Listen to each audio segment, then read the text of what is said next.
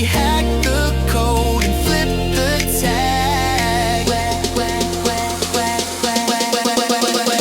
Where cliches come to retire. Drop that beat, turn down to fire. Say what's real, make fears take a seat. Unconventional wisdom, dancing on your feet. Hey.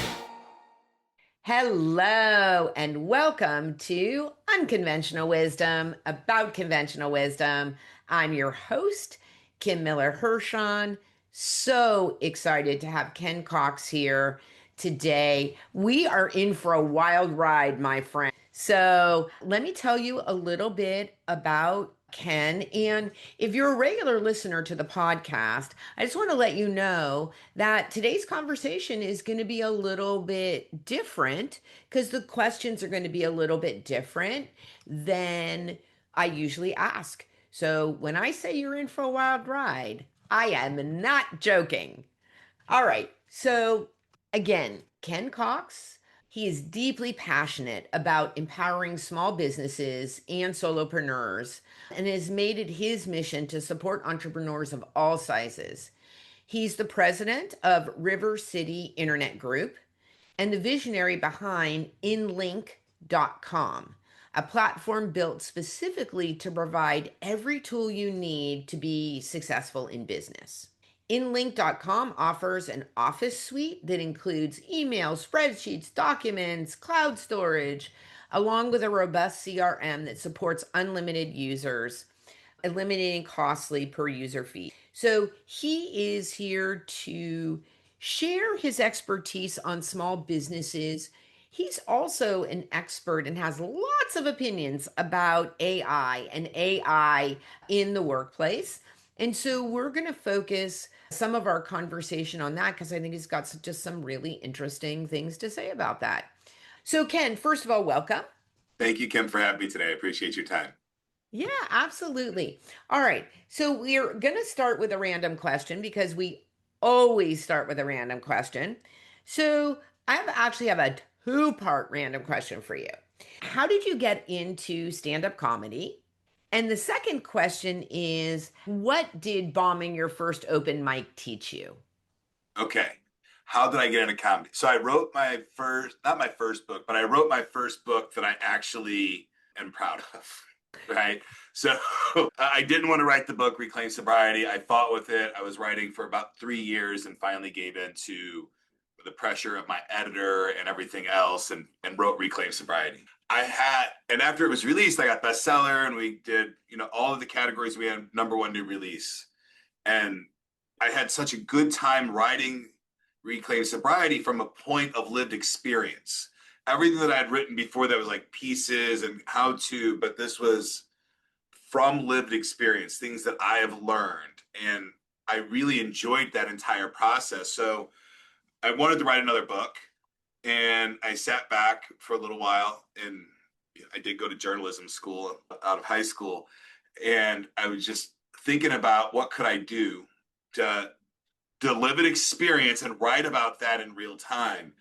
And at the time, my wife and I, we enjoyed comedy and we'd go to the comedy shows and stuff like that. I'm like, maybe I can write about what it is to do some stand-up. So I went and did it a couple times, right? And I'm like, well, I think I can write this story the way I want to by just doing some open mics here and there and stuff like that. Well, it turned to some things and I had some family issues arise and my wife and I aren't together any longer.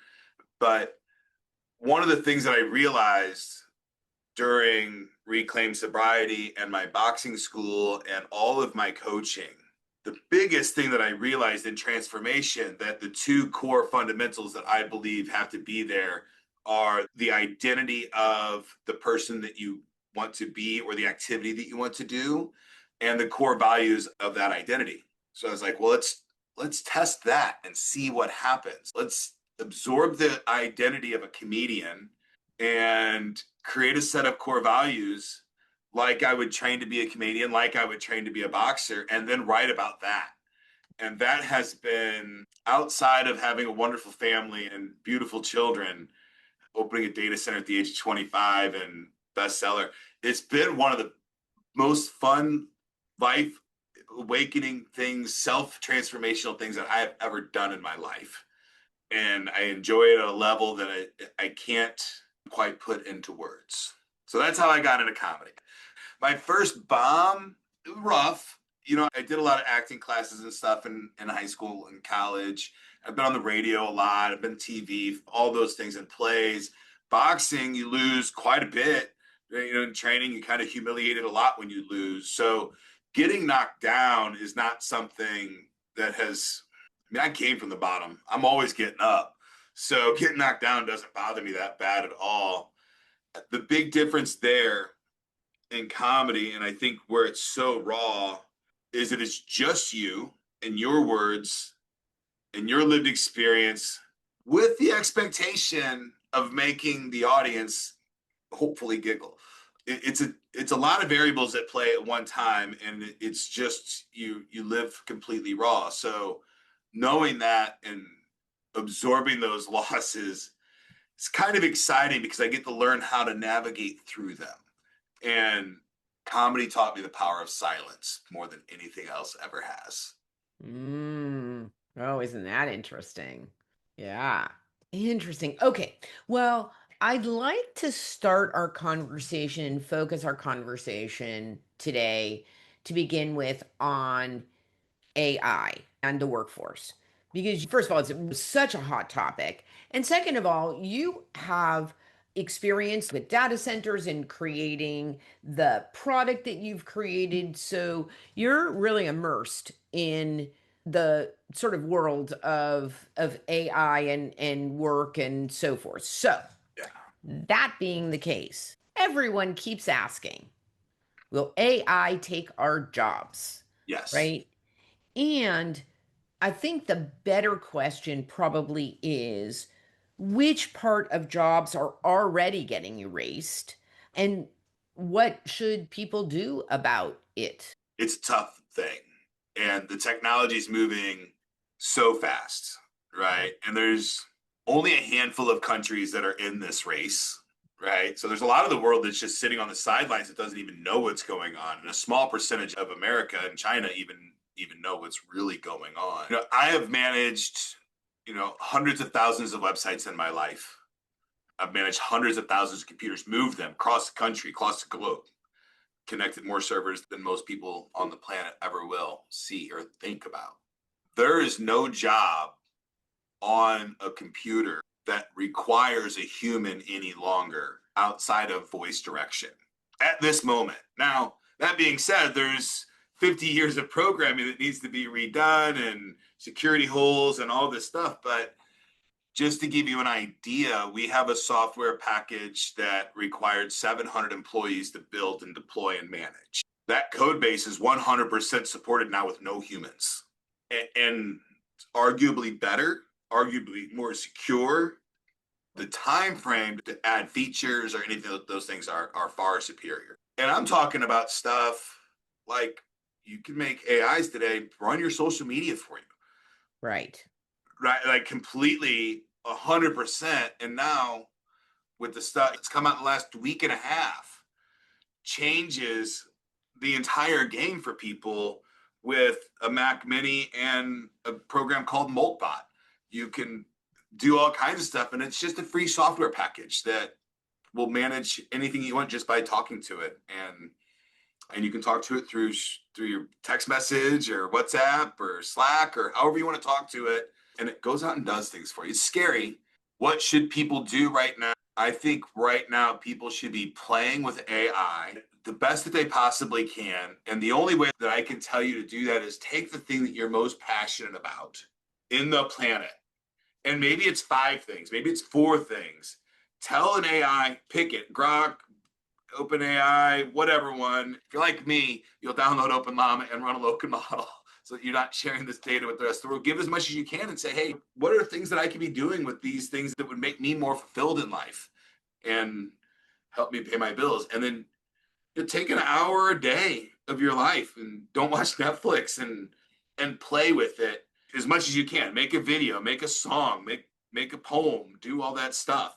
I have friends learning to play guitar. So just play with it so that when there's an opportunity for you to be an AI architect or orchestrator or something like that, you've at least have some concept of how these tools work. Right. Okay. Love that. Yeah, I think that's good. That is good advice. I like that a lot because you actually don't know what you don't know, right? I mean, and I think playing with it and seeing what it can do is a really interesting push your own boundaries of what you think, right?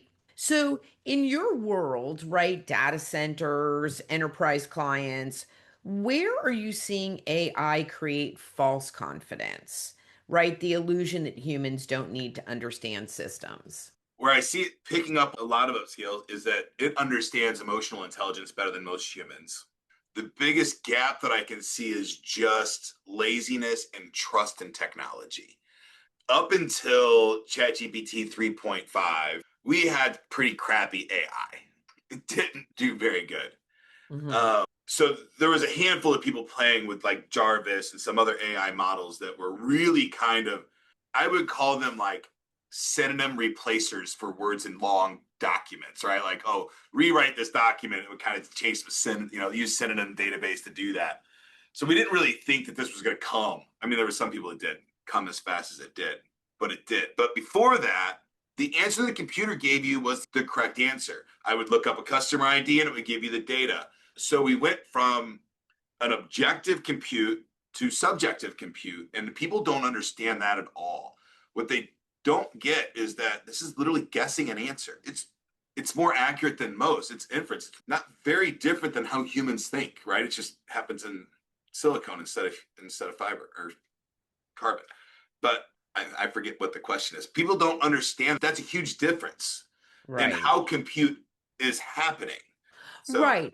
Right. And I think that was, the hallucinations from Chat GPT were, obviously a big thing. The what's I all think novel thought is a hallucination. right. I mean, I think the thing that we've gotten better at prompting it to say, show me your sources, right? Get me this data and tell me where it comes from. Absolutely. And so you should be working on it like it's intelligence, right? You should just say, hey, this is an intelligent thing that I'm talking to, being whatever you want to call it. It's an intelligent computer. That problem is why I came up with the ideas framework for AI: intent, dump, elaborate, adjust, and syndicate, right? These are the 5 things that I think people need to be doing with AI. Set your Say it. intention, dump all your data.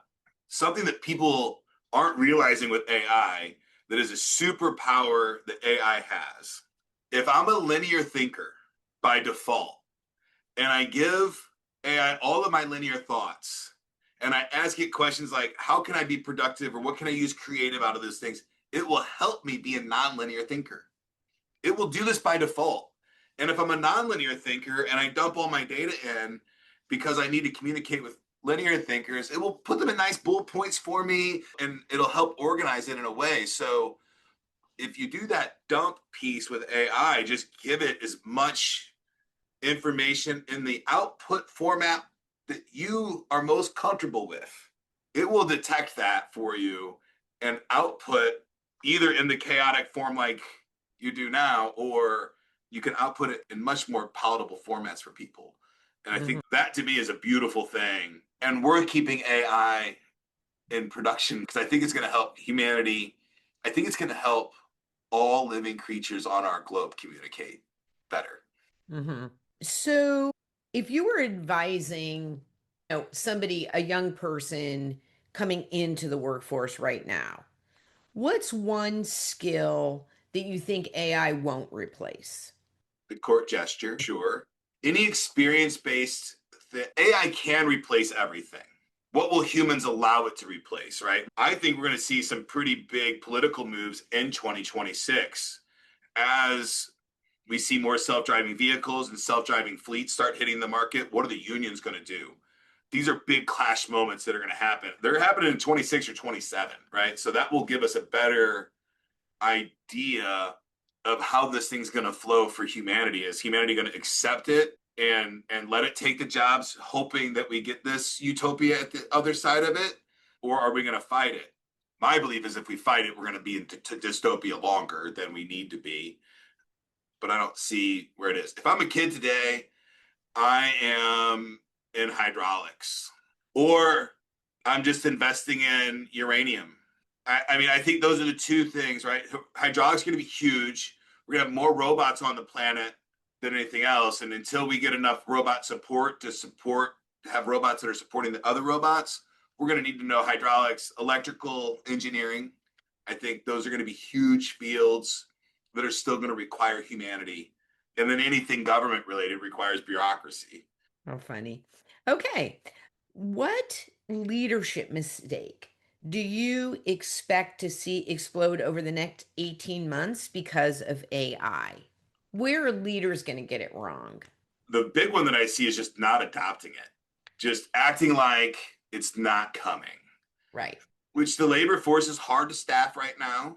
Like it's hard to get people to answer the phones for you at $15, $20 an hour. So, those jobs are being taken by AI today for sure. Right. Although I will tell you, that is one place that I hope that there is a huge backlash because I got to tell you, for me personally, like I'm quite tech savvy. So if all I need to do is book an appointment and I can do that online, I am happy to take care of that myself. If Yeah. I am calling customer service, it is because I have something unique that cannot be just taken care of online. And when I chat with a bot, or which is becoming more and more common, and I get an AI agent that sounds like a human talking, I will tell you it is rare. And this is on me. I'm going to need to calm down, but it's rare that I don't end up yelling at it, right? Yeah, well, Like, it's only trained on what the website is. And if you're training your AI to answer the phones, a lot of people are doing it very poorly because what has happened in the marketplace is that the marketing agency who's been running Facebook ads is now setting up and configuring your PBX, your phone system, and your call tree and your business development. A 23-year-old kid that knows how to run Facebook ads does not have the business acumen to set up a call tree for a company of any kind of size of more than maybe a gym or a yoga studio. Great, let them have it. But if you're doing HVAC repair, if you're doing anything that requires logistics, you need to have a training program in place that is for your AI employees that is as robust as your training program for your humans, that make sure that they have all that context. And your audit procedures need to be 10x over what a human would be. right. Well, and it's funny that you say that because where I get my car repaired, they're using AI agents. Yeah. And I think the thing is that there's no way out of the loop, There has to be a break the loop. So right? when we train an When I AI start agent, yelling, when I start yelling, that's when it transfers me to a person. Sorry, go ahead. yeah, we always program, if you feel the user's getting frustrated, ask them if they would like us to reach back out to them with a human representative, right? Try to close that loop. But then, so that's ethical business. Unethical or just business. If it's just business, well, that's not a customer anyway. Let them fall out of the loop and go somewhere else, because the most profitable thing is the most repeatable thing. And if you've got a Right. problem that you can't solve from the website, I don't need you as a customer, because it costs me more to hire the staff than it does to service this race to Yeah, well, zero on not at the car repair. You can not in the car trust repair. Yeah. me. Yeah. But I am very sensitive to my time being wasted, Yes, I am too. right? So if it takes me 3 or 4 minutes to get to a human, I am over the top frustrated to make a service appointment. And the reason that I need to talk to somebody is that I need a loaner car, right? I can't just book that online, Yeah. I have right? seen business make a major transition post COVID, and even more so post AI that business used to be reactive to the customer's needs. And now it's almost feels like business is pushing to you when it's convenient to push to you. Right. I have resources now. I can give them to you. If you're ready to take them because the demand, at least for a lot of things that I buy, like air compressor, air conditioner and stuff, the demand is so high. They don't care. Yeah. Yeah, and I mean, I don't love that, right? Like, I want to actually feel like somebody actually cares I about think my this is where business. Main Street is revived. That's right. Yeah. Main Street business, straight to Right. mechanics. Yeah, Right. maybe it's not under maintenance warranty anymore for the manufacturer, but I've got a guy that'll work on it now.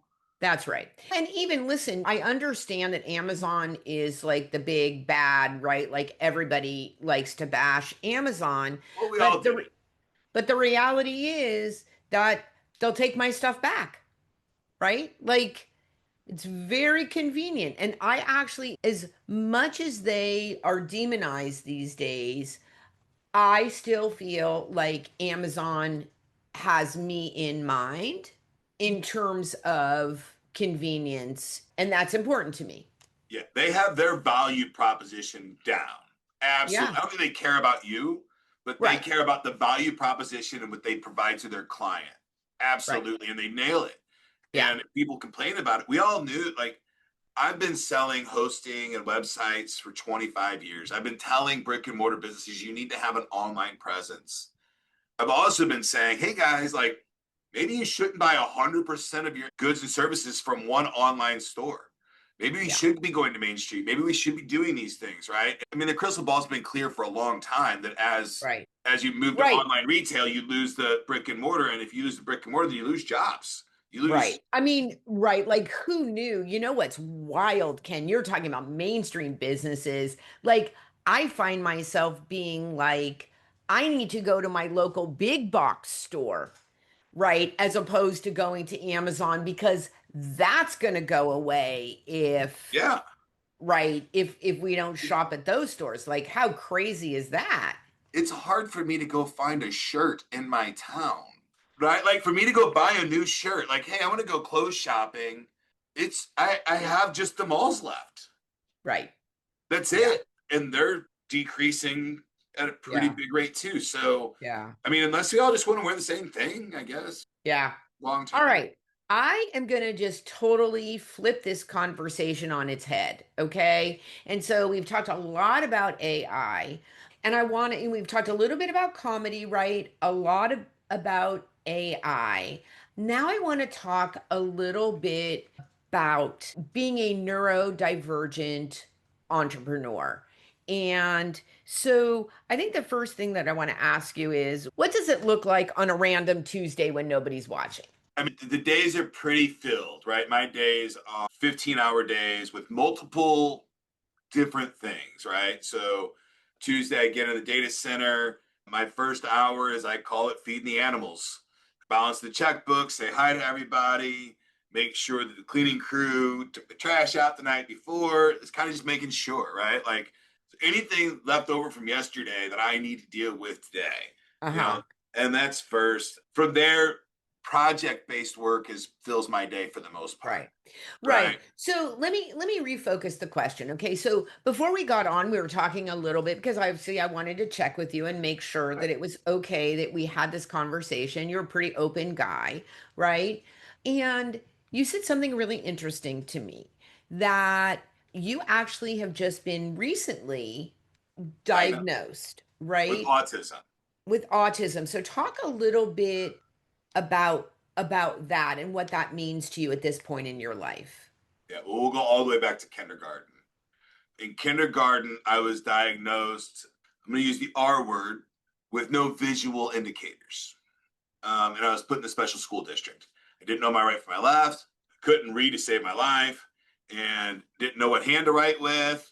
And if you could read it, good luck, right? Even I can't read my own handwriting. I had to slow down tremendously to do those kinds of tasks. But by second grade, I was in a verbal track for almost everything. They read the books to me. I did all my tests verbally, and they're like, wow, this is different. This is a different kid. But I stayed in SS special school district until seventh grade. I've been diagnosed with every dis you can imagine over my lifetime, right? Through different therapists and all these things. And I didn't know in 1980 any of these things, right? Sure. So fast forward through alcoholism, life struggles, all that other stuff, learning how to be a corporate America person and wear that mask at a very high rate. Took a lot of alcohol, but I figured that out. And a couple things that led up to that diagnosis for me. One is my therapist was giving me new diagnoses kind of regularly, right? And then the new one that she gave me was situational amnesia. And that really bothered me a lot. I struggled with situational amnesia diagnosis, and now like trauma is something humans block out. It's not amnesia, it's something different. That coupled with the amount of AI work that I do, and my AI persona looks identical to me, and put me in the therapist office about what's real, what's not real, talking about AI psychosis and how to deal with that and what's that really look like, because it's a real problem that's happening. You can lose grasp of what's really happening versus in because it's so fast. Like videos of me are being made by AIs and put out. Turn those off. Through that whole process, they said, "Hey, you should go through the process of diagnosis for autism. We think that might got all these disses, and that might solve a lot of just put you in one big bundle." It's a long process to get tested. I've been through it with my son, so I know I've got a nonverbal son, and got the diagnosis, got a new therapist that understands autism, which is, I think, the number one thing to talk about, right? And then now you can have conversations about linear, nonlinear thinking in a different way.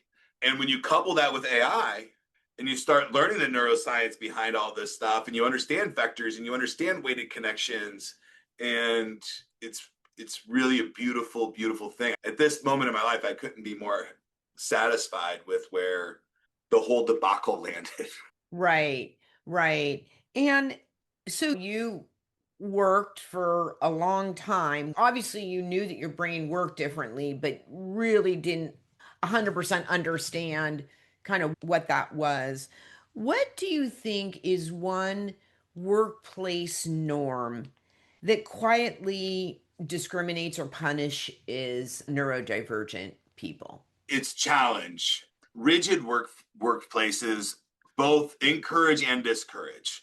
So I think the lack of grace for stimming in public or needing headphones or working the way that you work, it's challenging because you have to put that into a standard operating procedure, right? The work needs to be consistent and output the same way, but having more grace for people in those realms. And then I think that what I see a lot is just putting somebody in the wrong space for the job, because I'm so guilty of this. I put so many autistic kids on the phone because they could troubleshoot computers, and now they're being compassionate with the grandma, teaching her how to use her email.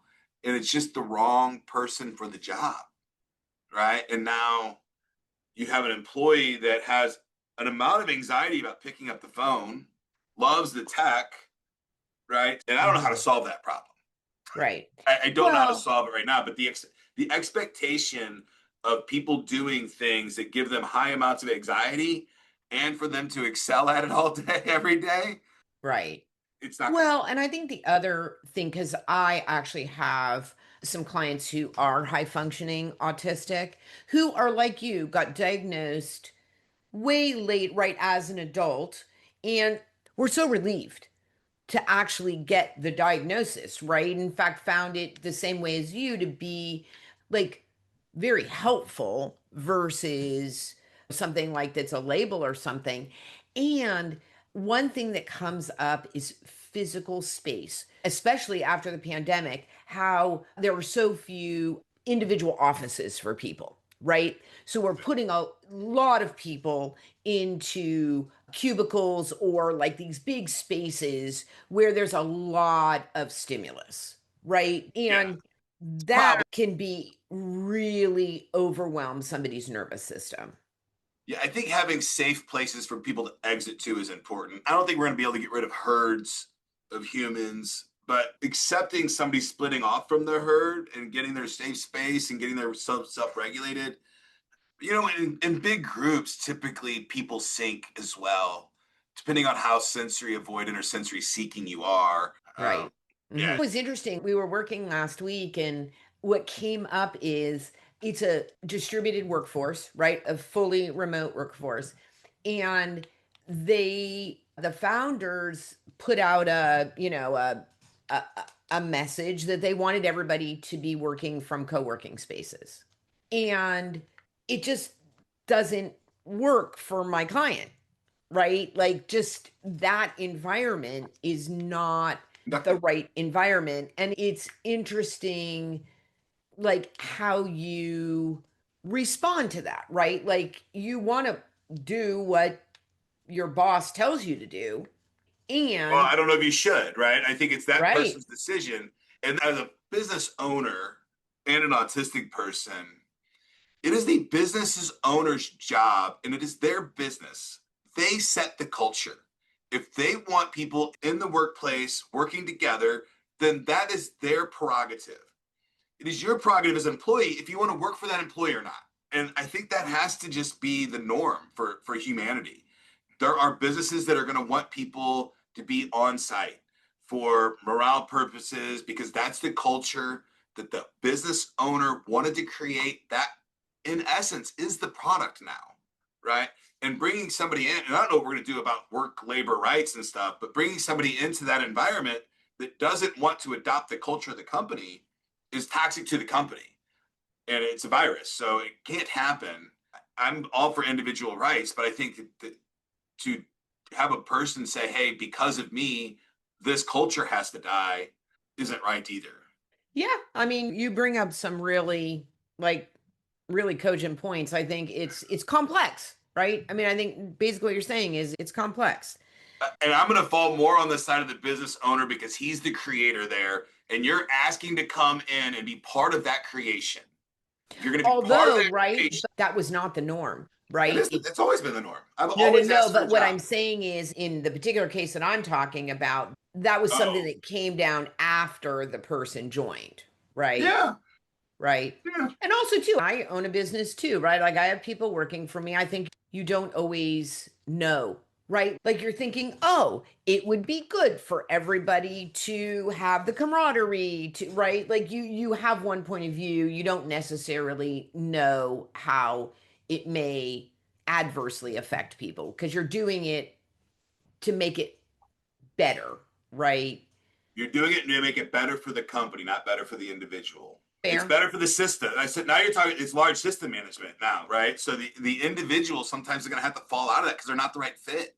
And that's Yeah. okay. Okay. That Right. that needs to be okay. I'm not the right cog for this machine. Right. I need to be in a different machine. Okay. And I think that's just a better way to live than me trying to conform to be part of this machine. That's Yeah. miserable life. I've done it. It's miserable. Yeah. Yeah. I hear you. And yeah, I mean, I think that could be a podcast episode in and of itself, right? Because Absolutely. I think there's parts of it that I agree with you, and then there's parts of it that I would probably push back on. Rightfully so. Yeah.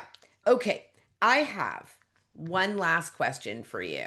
Okay. All right. My one last question is, if your younger self saw your life now, what would he not believe about you? Any of it. None of it. I grew up in the late 70s, early 80s as a kid with dyslexia in a special school district in a low income community, HUD apartments.